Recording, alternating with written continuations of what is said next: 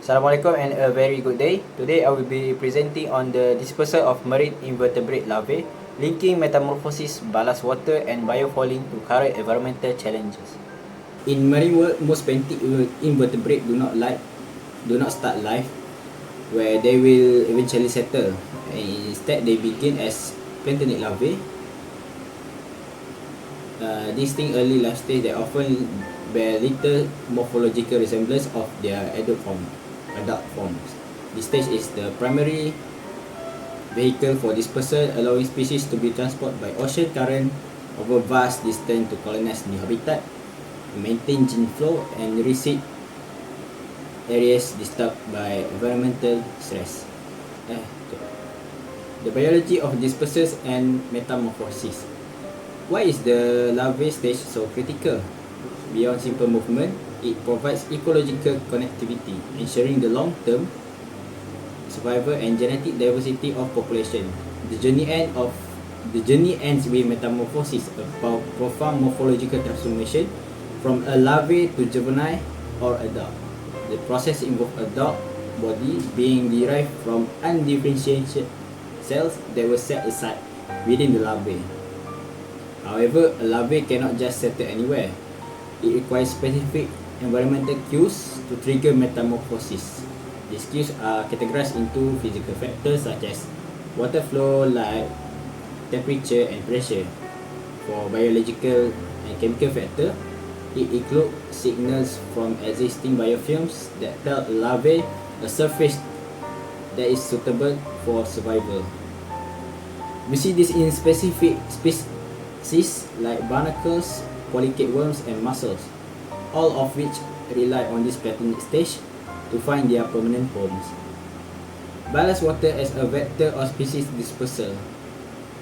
While ocean current provide natural dispersal, human activity has introduced a much faster global vector, which is ballast water. Ballast water is seawater pumped into ships tanks to maintain stability and structural integrity during voyage. Unfortunately, it is also a major vector for moving marine organisms between international ports, for example, from Malaysia to Indonesia, from China to Japan, and etc. This has led to the introduction of invasive marine species that threaten native biodiversity. Noticeable example includes the zebra mussels, the comb jelly, and the Chinese mitten crab. The consequences are not just ecological, they are economically staggering. Research suggests that the damage cost of just 79 harmful invasive species can reach up to $185 billion, representing nearly 1.4% of the US GDP in 1993. Ecologically, these invaders triggers a top-down effect, which are predators like rainbow trout can cause a decrease in fish and zooplankton abundance, which leads to an overabundance of phytoplankton, fundamentally altering the food web. Biofouling and larva settlement. The definition of biofouling is the accumulation and growth of marine organisms on surface immersed in seawater environment.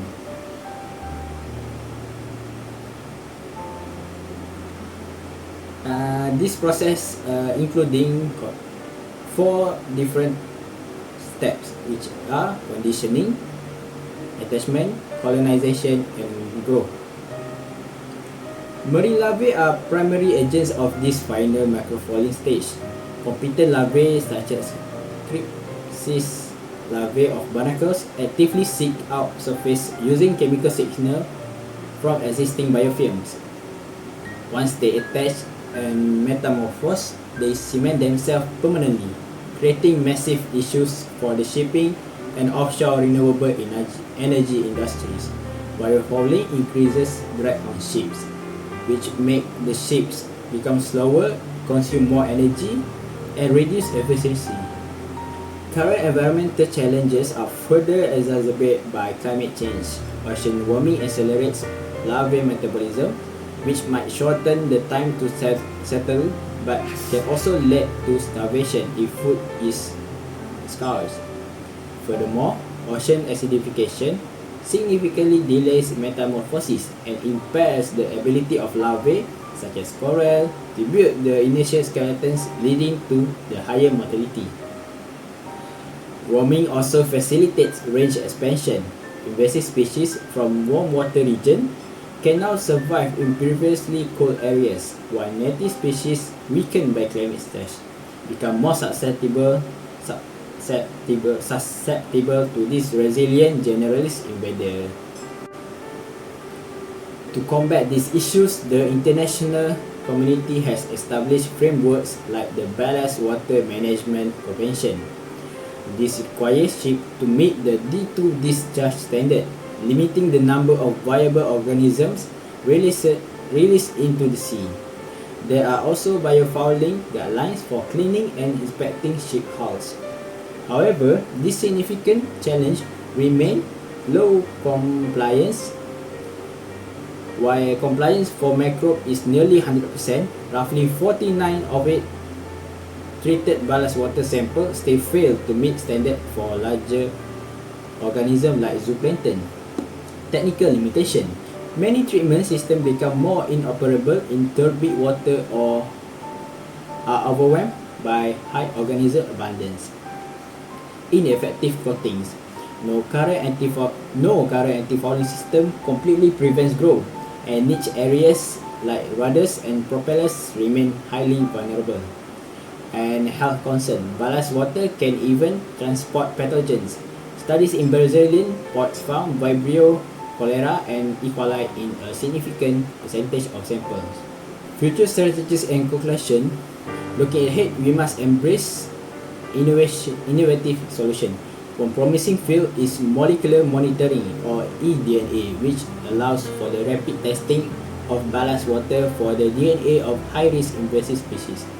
We are also looking at biomimicry.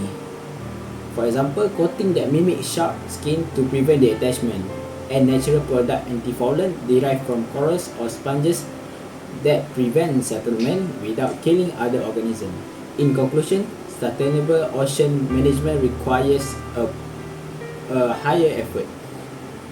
First, marine scientists must provide the fundamental research on larvae cues and track invasion via genetics.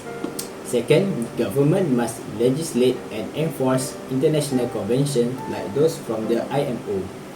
And lastly, the industry must be proactive, driving innovation to protect their assets while protecting the oceans. By linking our understanding of larvae biology with rigorous management and new technology, we can begin to mitigate the environmental challenges posed by these tiny but powerful marine travelers. Thank you.